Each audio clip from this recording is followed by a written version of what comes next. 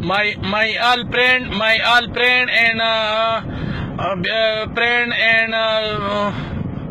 friend and people, सब friend, my all friend people, happy New York, happy Independence Day, happy Independence Day. My all friend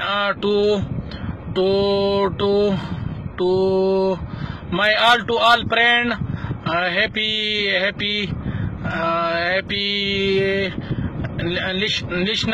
national day नहीं, happy to all friend,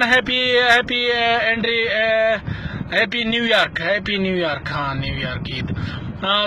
तो सब दोस्तों को मेरे तरफ से ईद मुबारक।